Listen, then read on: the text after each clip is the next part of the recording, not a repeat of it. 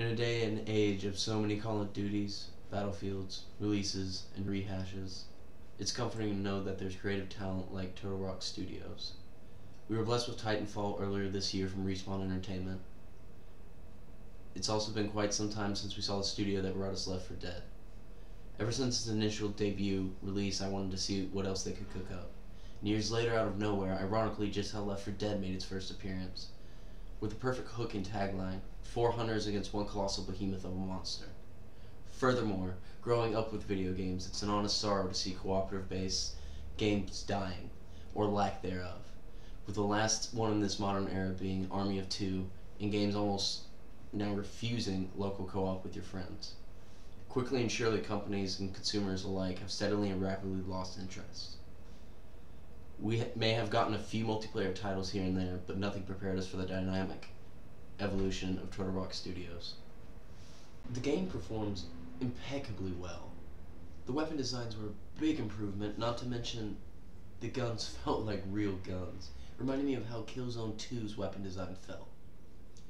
The studio's last release was Left 4 Dead 2, which personally left me feeling stale and excruciatingly bored. Every weapon had a different weight to it. When I fired a gun, I felt it embrace the recoil, the bullet sound effects, like it was honestly the one delivering the punching hits of the bullets. The pummeling terror of my assault class's overwhelming damage, while immersed in bringing the monster to its knees. The game's design is so intuitive that you simply have to work together, something I dreadfully miss in multiplayer games. Though I thank Battlefield and DICE, Turtle Rock created something incredibly different. You're forced to communicate in a nonchalant sort of way, because you're so immersed and passionately driven to meet the same goal. Evolve did a fantastical job at really rewarding and engaging the players. The in-game report gave me these Gears of War design vibes, proving that even still today, so many multiplayer games have been inspired by Gears.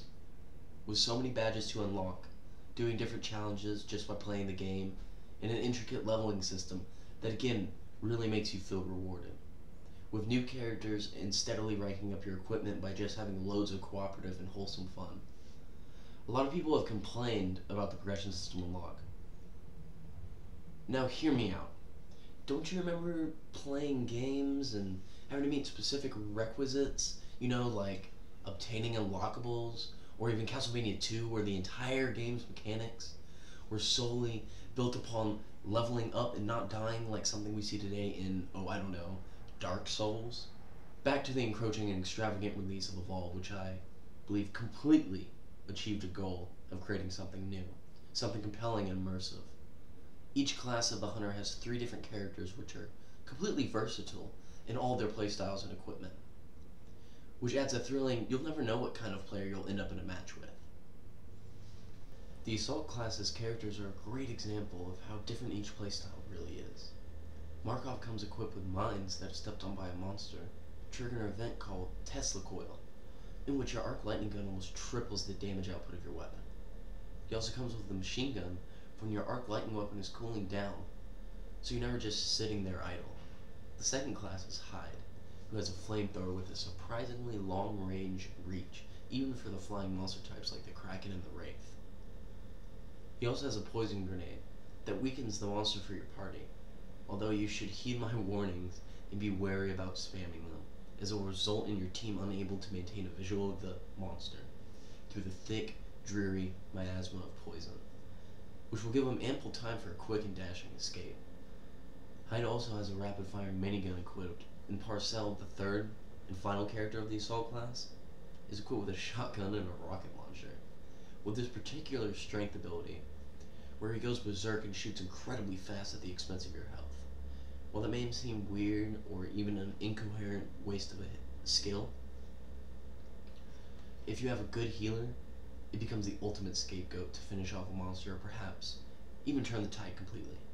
When all seems lost, all 3 characters of the damage-dealing Assault class don the ability Personal Shield, which makes tanking and absorbing damage an absolute breeze, while driving your focus into obsessively pummeling pounds and pounds of bullets into colossal monsters, which is all the more intense and exquisitely engaging. No matter what class perks you're interested in, there's bound to be multiple combinations for you. Every level, another perk is unlocked, and the player will select them in the pregame lobby. Just after selecting your preferred character, it always has you thinking, or perhaps stuck in between two decisions just before making your final selection of the character. As sometimes it can almost completely shift your playstyle, with jetpack charges, jump height increases, damage resistance, which is awesome for medics by the way, reload speed, weapon switch speed, and many more I've yet to unlock. The perks alone will push you to keep leveling to see and unlock all the perks. Only backed and supported by its visually stunning and polished graphics, sleek character designs that seem like it was something akin or inspired by Unreal Tournament in some kind of hyper-realistic fashion, paired with its intuitive gameplay that gives you a feeling you never want to leave. Lush and eerie environmental designs, crawling with treacherous and dangerous wildlife, only complemented by its wide open and detailed map. Precisely crafted forests and mountain ranges that, interestingly enough, were seemingly crafted with such a precision that playing as a hunter with a jetpack or a titan-sized monster gave off this brilliant flowing vibe that it was carefully created and crafted to be accessible to whichever you happen to be playing. It was fun and engaging, not to mention finding yourself looking through the waving trees and bushes thinking you just caught a brief glance at the monster, or perhaps seeing its waving tail from a distance, as you just missed this legendary and ferocious creature. Undoubtedly, they put great use to the CryEngine as well, executed efficiently in a stunning manner. After following the game for a while and getting the chance to play it at Comic-Con earlier this year, I was sold and mesmerized by visual direction, and ultimately how the game flowed, truly how the game played and felt in my palms. It reminded me of a time in gaming when creative multiplayer IPs such as Shadowrun or Phantom Dust came about every now and again, or even the redefining Unreal Tournament. I only got to play one round, those few days I was graced with its overwhelming presence in San Diego, but I knew I couldn't wait to get my hands on it again. When I was finally able to, cannons were fired, worlds aligned, fireworks exploded, lights and grandiose flames ignited. I joined my first match in a party with my friend, and it was just as awesome as I remembered, from those fateful days at Comic-Con, if not even more fine-tuned and precise. It was, however, accompanied with minor lag spikes and lagging issues day one, though that's literally a given with multiplayer games. Seriously, 9 times out of 10, if you expect to play a multiplayer on a launch night, MMOs included, you're probably going to have a bad time. On day 2, I had no problems whatsoever with lag as a whole. I couldn't put the controller down. I couldn't stop playing Evolve. Turtle Studios has quite the revered reputation in making you not want to put a controller down over the simple fact it's just so exhilarating to play, experience, and be a part of. And they did just that. Among all of the multiplayer games that have flooded the market in the past 4 years, Evolve definitely stands out. When you first begin a match, depending on your party's selection of characters, there will always be hilarious and creative banter. During the beta, I heard the same line 14 times, regrettably. But with the final release of it, I haven't heard one line a second time. The monster design, although there's only 3 currently, with the Goliath, the Kraken, and the Wraith, each is viciously intimidating. You find yourself telling your teammates, "I have visual of the monster," without the game even holding your hand about it, because it's just so fun to be a part of.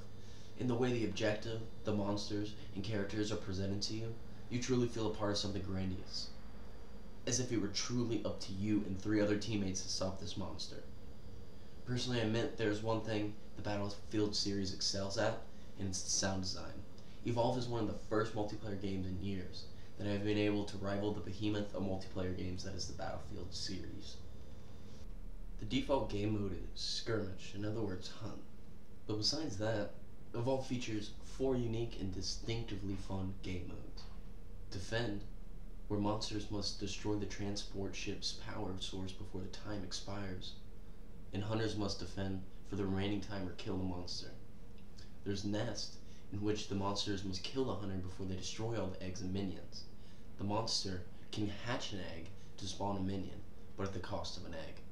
Rescue, where hunters must revive and evacuate 5 survivors before the monster kills 5 of them. And lastly, but definitely not leastly, and also my personal favorite, Evacuation. Play 5 missions back to back in a dynamic campaign where all the game modes are played and players affect the environment by winning and losing. With each mode so different from the next, allowing you to change up the game without it getting stale or dull is a great feature. Usually I find myself only sticking to one game mode in multiplayer games because they're all rehashes of the same mode we played 1,000 times before, such as Capture the Flag. Not to mention, the in-game Monsters vs. Hunters map shows you a replay of the game via the map, where your team was and where exactly the monster was the entire time. I personally love this feature. It allows you to study players' movements and form new tactics. It's really refreshing and keeping you playing in a fun and immersive way that doesn't take away from the ferocious game itself, but only adds to its deep, thrilling, and rewarding gameplay. With so much to do, and having so much exhilarating fun doing so, I found it hard to find a drawback. With the versatile characters and classes, the 3 different monsters who vary so much in abilities, from teleporting to lightning attacks, to encroaching flames. Even with these intricately designed things, the game will grow stale if things are not added and downloadable content not released. But that doesn't seem to be an issue, as Turtle Rock Studios is already working on more characters for the 400 classes, and a new monster. The lag in the beginning of the launch is a drawback, but with Turtle Rock Studios supporting the consumer, they had a patch ready, and an almost stable launch. It was a minor drawback as the multiplayer is coming to the market. You have to learn to expect the variables in this genre of game design and development. Lag issues are almost certain with the multiplayer game's launch. The only thing I really wish there were more maps, and again DLC could change that. Alas, the talent in Turtle Rock Studios were on the ball this year, and made sure the fans got what they wanted. A stable, fun, multiplayer cooperative game. The one personal thing that isn't detracting from the game itself, but something I personally would have liked if they got a bit deeper, was the customization of emblems. I personally love when a game gives me layers and I can, if I'm creative enough, create whatever emblem I want. It's not something completely negative, but it's something I kind of wish more time was spent on. Personally, I've had and have been having a blast with this game. While it's not for everyone, if you're looking for a solid single-player game with co-op, you probably will be let down. But on the other hand, if you're looking for a new multiplayer experience to play with your friends, then this is the February release for you.